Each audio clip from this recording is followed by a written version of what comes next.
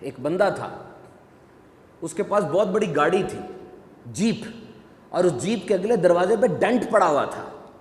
کوئی اس سے پوچھتا کہ تیری گاڑی میں ڈنٹ پڑا ہے، اتنا امیر ہے، ڈنٹ ٹھیک کروا لے۔ کہتا تھا سنو، زندگی میں اتنا تیز نہ دوڑو کہ تمہیں پتھر مار کے روکنا پڑے۔ سمجھ نہیں آئی بات؟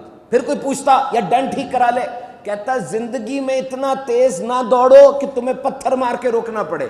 ایک دن اس کے دوست نے بٹھا لیا، یار تو کیا فلسفہ جھاڑ دیتا ہے، ذرا بتا تو صحیح اس کا مطلب کیا ہے۔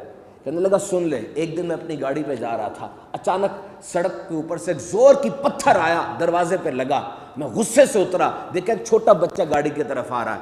میں نے غصے سے کہا دیکھتا نہیں ہے یہ کیا کر دیا، یہ خرچہ تیرا باپ اٹھائے گا، اتنی مہنگی گاڑی ہے یہ۔ بچہ رونے لگا پھوٹ پھوٹ کے۔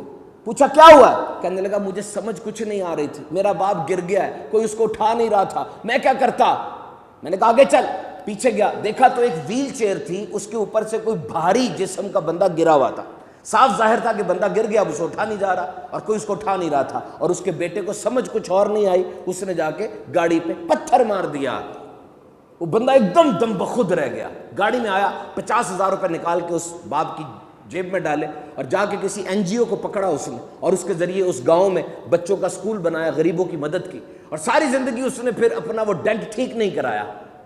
یہی کہتا تھا کہ زندگی میں اتنی تیز نہ دوڑو کہ تمہیں پتھر مار کے روکنا پڑے۔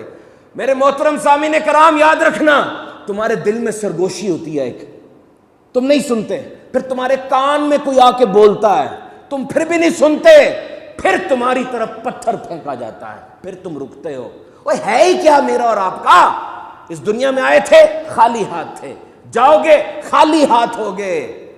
یاد رکھو، یہ خاموش چیخیں سنو، تمہارا کزن، تمہاری پھپھو، تمہاری خالہ، تمہارا ہمسایہ، تمہارا پی این، تمہارا آفس بوائے، یہ سفید پوشی میں بول نہیں رہے، لیکن ان کی حاجات تم سے وابستہ ہیں۔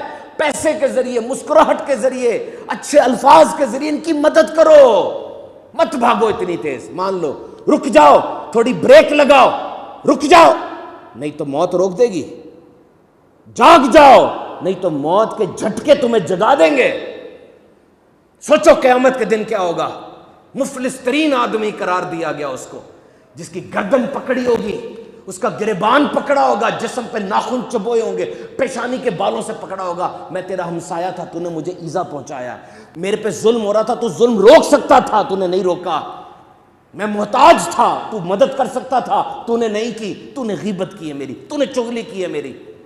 کیا کرو گے اس وقت بتاؤ؟ کسی محفل میں بیٹھ کر دوسرے کی طرف حقارت کی نظر سے دیکھا، یہ بھی سامنے آ جائے گا اس دن۔ کیوں؟ تیرا رب بھولنے والا نہیں ہے، تیرا رب بھولنے والا نہیں ہے۔ اور پھر اس دن حساب کتاب پیسوں سے نہیں ہونا، اس دن یہ ہوگا کہ حضرت بہت نیکیاں لے کر آئے ہیں، جن کے حقوق ادا کرنے ہیں نا، ان میں نیکیاں تقسیم کر دو۔ نیکیاں تقسیم ہو جائیں گی، لیکن حقوق والے باقی ہوں گے ابھی۔ پھر حکم ہوگا، ایسا حکم ہوگا کہ اب وہ لوگ جو ہیں ان کے گناہ اس کے اوپر ڈال دو۔